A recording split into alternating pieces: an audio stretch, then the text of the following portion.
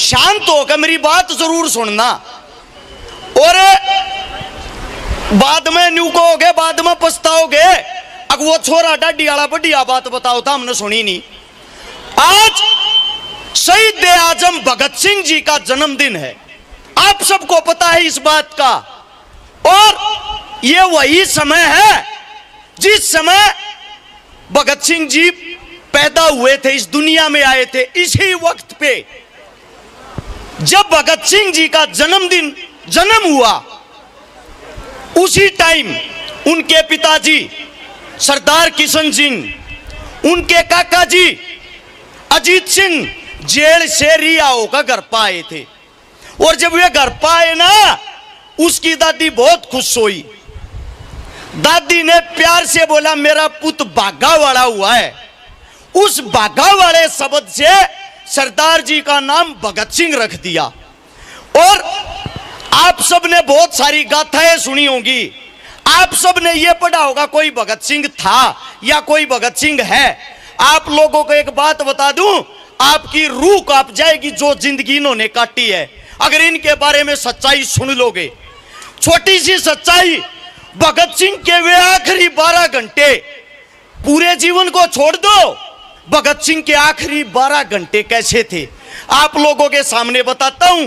ये मान लो ये वही लाहौर सेंट्रल जेल है, और मैं यहां जेल के अंदर खड़ा हूं, आप सब जेल के बाहर खड़े हो।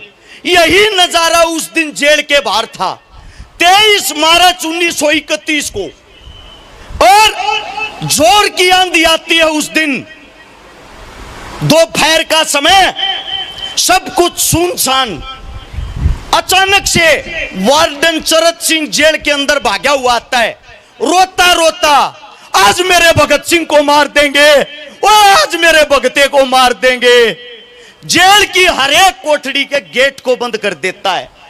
उसी जेल में 14 नंबर बैरक में सरदार शहीद आजम भगत सिंह, जिनकी उम्र मात्र 23.5 साल, 5 फुट 10 इंच लंबा शरीर, जिसके अंदर फांसी के टाइम 62 किलो वजन, और फांसी से पहले जब जेल में जाने से पहले 57 किलो वजन, 28 की कमर, 32 की छाती। ये मत सोचना दोस्तों भगत सिंह कोई हट्टा कट्टा तगड़ा था, भगत सिंह का सिर्फ जिगरा बड़ा था, जिगरा। भगत सिंह की सोच बड़ी थी। 6 बाई 8 के कमरे में छोटी छोटी घास उगी हुई थी, सरदार जी उसमें विश्राम कर रहे थे। सरदार जी की भी आंख खुली और देखा ये अचानक से क्या हुआ। इतनी देर में जेल का नाई बरकत सिंह आता है, और बरकत सिंह जोर से रोता, ओए भगते, ओए आज तेरा आखिरी दिन है, ओए आज तू नहीं रहेगा, ओए मेरा भगता नहीं रहेगा। जेल का नाई बरकत, बाल काटने वाला, अपने भगते से इतना प्यार कर रहा था, ओए मेरे भगते को ले जाएंगे आज। इतनी देर में अंग्रेजों की फौज आती है, जेल के अंदर एंट्री करती है, और ये कहती है हम सरदार जी को फांसी कल नहीं आज ही देंगे।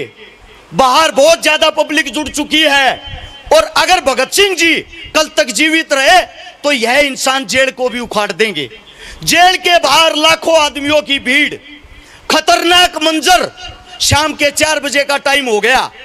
4 बजे भगत सिंह जी का वकील प्राणनाथ मेहता जेल के अंदर आता है।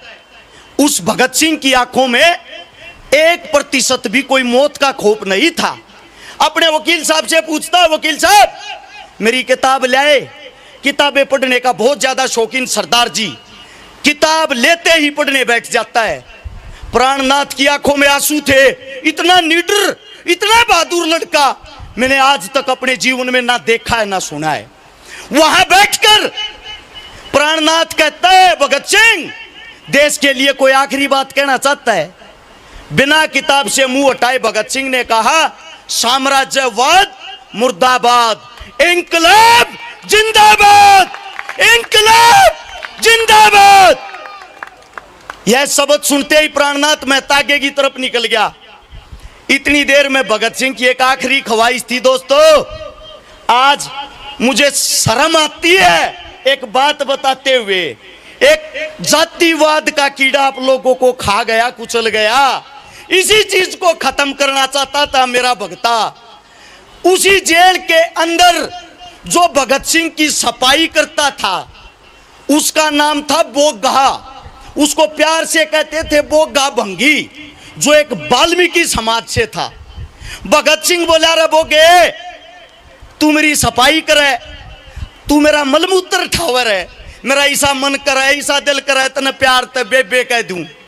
क्योंकि पंजाब में माता जी को बेबे कहते हैं, बेबे। भगत सिंह बोला ये साफ सफाई का काम सिर्फ एक माता कर सकती है, उससे अलग नहीं।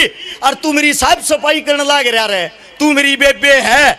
ये शब्द सुनते ही बोगा बोला, सरदार जी कैसी बात कर रहे हो, आप एक उच्च जाति से आते हो, लोग मेरे को मार देंगे बाहर।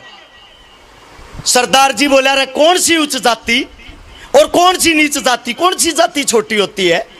यह बात बोलकर बोगे को बोलता है, मैं तेरे हाथ से खाना खाऊंगा, मेरे लिए खाना लेके आना है। बोगा अपने हाथ से खाना बनाकर भगत सिंह के लिए जेल में लेकर गया। बोगा डर रहा, अगर भगत सिंह खाना खाओगा मेरे हाथ का, इतना बड़ा इंसान, इतना बड़ा हीरो। भगत सिंह कहता है निवाड़ा तोड़ टूक का। बोगा निवाड़ा तोड़ता है, उसी के हाथ से खाता है। खाते ही रोने लग गया बोगा। निवला रोते हुए हाथ जोड़कर, ओए भगते, मैंने जीवन में कभी भगवान को नहीं देखा था, लेकिन आज मैं अपनी आंखों से भगवान को देख रहा हूं। तू सच्चा भगवान है, तू सच में भगवान है। यह बात बोलते ही भगत सिंह बोगे की कोड़ी भर ले है और 5 मिनट दोनों रोते हैं और कहते हैं हमें ये जातिवाद का ही तो कीड़ा खत्म करना है मेरे दोस्त। भगत सिंह की आखिरी ख्वाहिश थी, भगत सिंह ने कहा था, ओए बोगे, ओए जिस दिन मैं फांसी पे चढ़ू ना, फांसी पे, वो फांसी का फंदा मेरी दुल्हन है। ओए जिस दिन मैं फांसी पर चढ़ूं तू मुझे अपने हाथ से खाना खिलाएगा। उसी जेल के बाहर 23 तारीख को वो बोगा गेट पीट रहा है और रो रहा है, हाथ में टिप्पण है। भगत सिंह की माताजी पिताजी से आगे खड़ा होकर अंग्रेजों को गालियां दे रहा और कह रहा है, ओए करूर अंग्रेजों, ओए हत्यारों, ओए एक बार मेरे भगते को मेरे हाथ की एक निवाड़ा खाने दो, ओए बेशर्मो, एक आखिरी ख्वाहिश पूरी करने दो रे। बाहर पूरी पब्लिक तड़प रही, सब इस बात का इंतजार कर रहे हमारा भगता कब आ रहा होगा। हम गुलाम थे, गुलाम। अगर हम एक एक ईंट उठाते वो जेल कहीं भी दिखाई नहीं देती। हम मानसिक रूप से गुलाम थे, आज भी गुलाम है। अगर भगत सिंह जीवित होता आज हमें ये राजनीति का और ये जातिवाद का बोझ नहीं ढोना पड़ता। उसी टाइम समय हो गया, भगत सिंह को बाहर निकाल लेते हैं, आखिरी स्नान करवाया जाता है और भगत सिंह, राजगुरु, सुखदेव तीनों को लेकर फांसी के तख्ते पर जाते हैं। सोच के देखना दोस्तों, जिस इंसान को आप लोग आज पूज रहे हो, जिस इंसान को आज आप लोग भगवान मान रहे हो, हैं भी ये हमारे भगवान, इन इंसानों को जब फांसी दी गई, फांसी देने के बाद पूरी जेल रो रही थी, पूरी जेल की आंखों में पानी था। और फांसी देने के बाद वहां के जो जेल अधिकारी थे उनको बोला रहे शिनाख्त तो कर लो। अंग्रेजों ने भी शिनाख्त करने से मना कर दिया था और उनको पता लगा अगर सामने के गेट से निकाल लेंगे पब्लिक जीता मार देगी। अगर इनका अंतिम संस्कार अंदर ही कर दिया, जेल के बाहर धुआं जागा, कदे पब्लिक भड़क जा।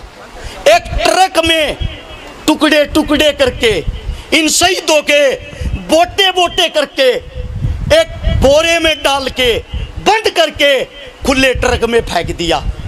जिस ट्रक में सब्जी आती थी, फल आता था, उस ट्रक में फेंक दिया। और उस ट्रक में फेंकने के बाद पीछे जेल का ओटड़ा तोड़ा, पिछले रास्ते से निकाल ले गए। पिछले रास्ते से निकाल कर रावी नदी पर ले जाकर मटिया तेल लेकर उन फूकने की कोशिश करें थे कि न जला दो न्यू का न्यू, लेकिन पब्लिक भड़क जाती है, पब्लिक वहां पहुंच जाती है और वे अंग्रेज उनको छोड़ के भाग जाते हैं। वहां जनता उन शवों को अपने कब्जे में ले लेती है। सब जगह यह बात फैल गई कि भगत सिंह राजगुरु सुखदेव नहीं रहे। अगले दिन उनका शव यात्रा निकाली जाती है, अंतिम संस्कार किया जाता है। उस दिन भगत सिंह हमारे बीच से गया नहीं था, भगत सिंह जीवित हुआ था। उसी दिन के कारण आज हम ये दिन देख रहे हैं, हमारी माताओं बहनों की शक्लें देख रहे हैं। आज मुझे एक बात का दुख है, इस इंसान ने गोरे अंग्रेजों को भगा दिया, लेकिन आप लोगों ने काले अंग्रेजों को अपने सिर पे बैठा लिया। आज किसान का, मजदूर का, व्यापारी का वही हाल है जो उस समय पे था। आज भी आप लोग वही गुलाम हो। अगर गांव में तू जाट, मैं पंडित, तू लोहार, तू सोनार, इन बातों पर लड़ते हो आप लोग।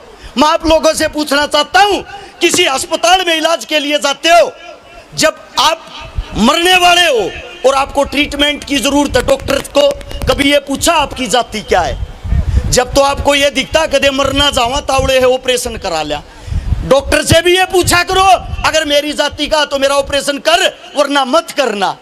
इन लोगों ने आप लोगों को ये चीजें सिखाई थी।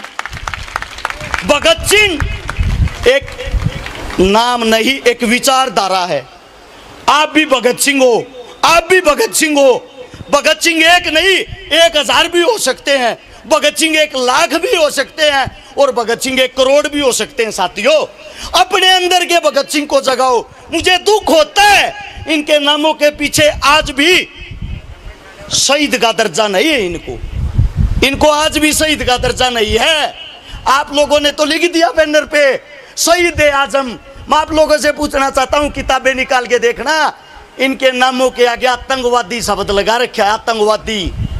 आजाद होने के बाद भी हमारे शेरों के साथ ऐसा दुर्व्यवहार, ऐसा काम क्यों? हमारे अंदर एकता नहीं है। हम आपस में लड़ते हैं, हम आपस में मरते हैं, आपस में कटते हैं, एक दूसरे के काम नहीं आते। एक राजनेता आप लोगों को मूर्ख बना के वोटें ले जाता है जब आप एक हो जाते हो, लेकिन अपने लिए आज तक एक नहीं हुए। मैं सभी साथियों से एक बार ये कहना चाहता हूं, सब खड़े होकर 1 मिनट का मौन धारण करेंगे शहीद आजम भगत सिंह जी के लिए। एक बार आप अपनी जगह पर खड़े हो जाओ और वही माहौल, वही नारा जो भगत सिंह का नारा था, इंकलाब जिंदाबाद वाला, मैं बोलूंगा इंकलाब। आप लोगों ने जोर के साथ एक सुर में नारा लगाना, दोबारा से इस इंसान को ऊपर हमारी आवाज सुननी चाहिए। आप बोलोगे जिंदाबाद, तैयार हो? तैयार। इंकलाब जिंदाबाद, इंकलाब जिंदाबाद, इंकलाब जिंदाबाद। धन्यवाद आप सबका। मेरे मुंह से कोई गलत शब्द निकला हो, आपका बच्चा हूं, आपका बेटा हूं, माफी चाहता हूं। सब आप अपने जगह पे अपना स्थान